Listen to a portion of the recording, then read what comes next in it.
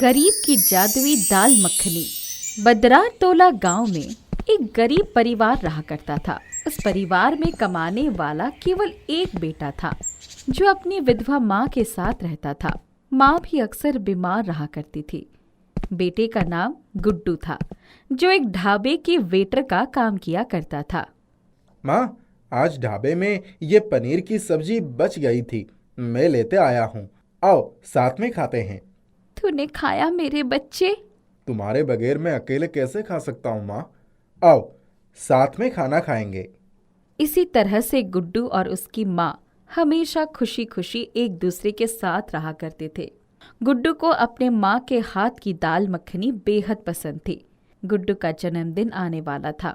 माँ ने पैसे जोड़कर दाल मखनी बनाने का इंतजाम पहले ही कर लिया था। उस दिन गुड्डू ढाबे से वापस घर लौटा ही नहीं। एक बड़ी अवसर पार्टी की बुकिंग में वो व्यस्त हो गया था। ओए वेटर, जाओ सलाद काट कर लाओ, नींबू मिलाकर। अभी लाया साहब, साथ में ठंडा पानी भी लेते आना। जी साहब। दूसरी तरफ दाल मखनी बनाकर शाम से ही गुड्डू की माँ उसका इंतजार कर रही थी। बेटे के जन्मदिन पर उसका मनपसंद खाना बनाकर रखा, पर आधी रात हो गई और वो नहीं आ पाया था।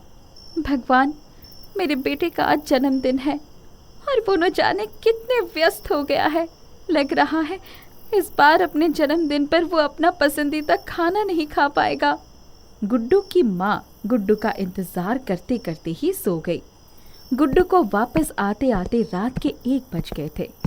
उसका पूरा जन्मदिन ढाबे पर ही बीत गया था। घर पर देखा तो माँ भी सो गई थी।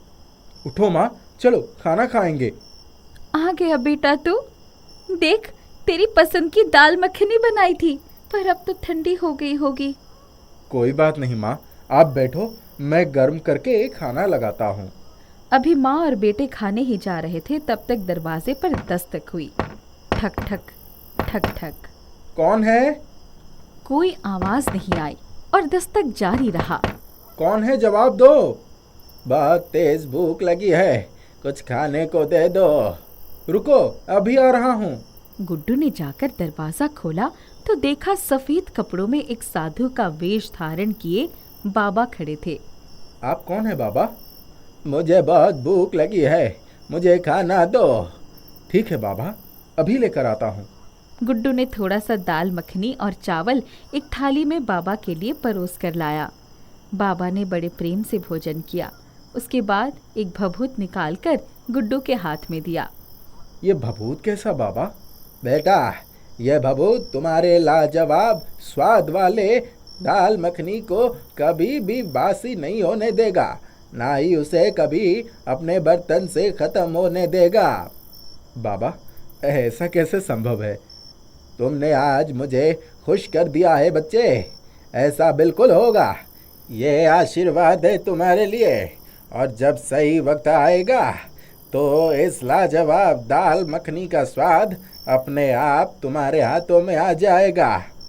मतलब फिर मैं जो भी बनाऊंगा स्वादिष्ट होगा बाबा?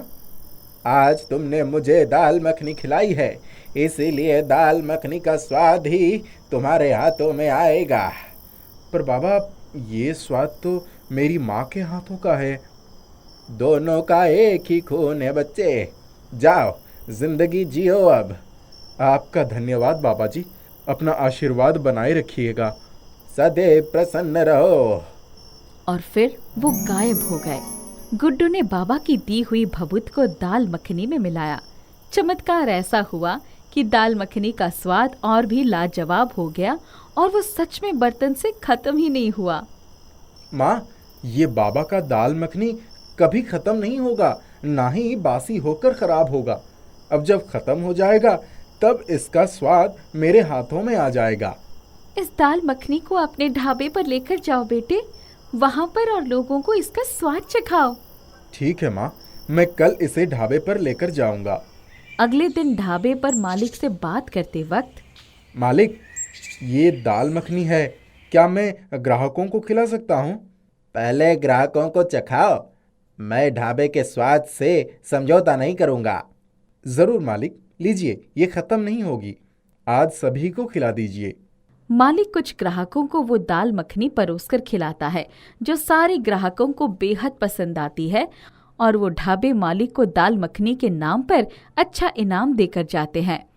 मालिक को भी गुड्डू की दाल मखनी बेहद पसंद आती है और वो उसे दाल मखनी के हर मांग का पूरा पैसा देने के नाम पर सौदा तय कर लेता है।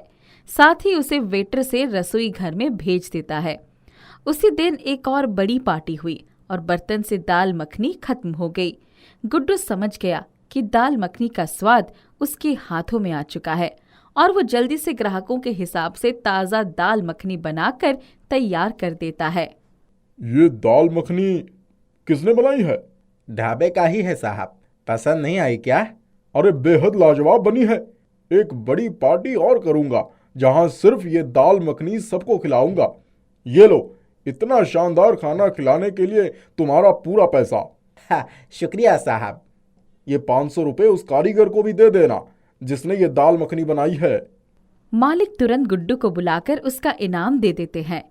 उस दिन के बाद से वो ढाबा गुड्डू के दाल मखनी के नाम पर देश भर में प्रसिद्ध हो जाता है। वाह गुड्डू, तुमने तो कमाल ही कर दिया है। देखो तो जरा, दाल मखनी की वजह से हमारा ढाबा देश भर में मशहूर हो गया। मालिक की बात सुन गुड्डू मुस्कुराता है और पूरे मेहनत से दाल मखनी बनाना चालू कर देता है। बड़ी बड़ी गाड़ियां और सवारी बस उस ढाबे पर दाल मखनी खाने के लिए रुकना चालू कर देती है। गुड्डू अब एक आम इंसान नहीं रहता। वो उस ढाबे का एक बराबर का हिस्सेदारी वाला मालिक बनकर आलीशान जीवन अपनी माँ के साथ बिताने लगता है। साथ ही वो अपना दाल मखनी बनाने का काम कभी नहीं छोड़ता है। वो जानता था कि उसके हाथ से अगर रसोई छूटी तो दाल मखनी का स्वाद भी लोगों के मन से छूट जाएगा।